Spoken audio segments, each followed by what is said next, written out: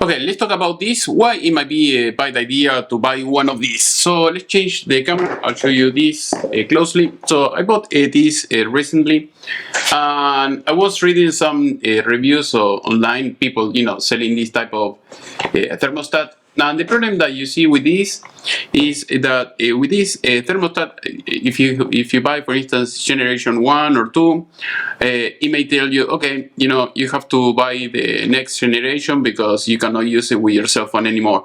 So that is the problem that you're going to have when you buy one of these. So I just got it because this is the latest generation, and I thought, okay, let's give it a try.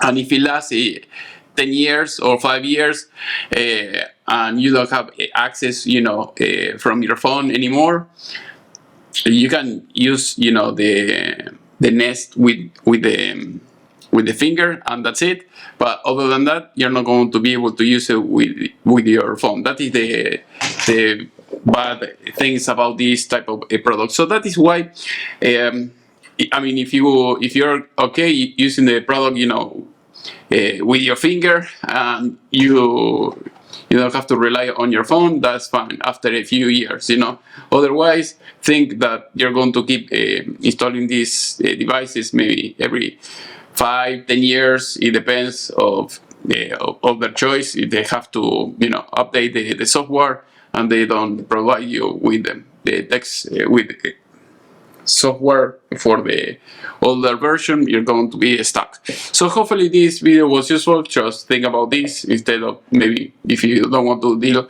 with upgrading this device every 5 or 10 years, maybe you can just buy a regular one and you're not going to have this type of issues. So hopefully this video was useful, and if you have any question, please let me know in the section below. See you next time. So here I'm going to show you something from Google. So as you can see, the first generation and the second generation in October 2025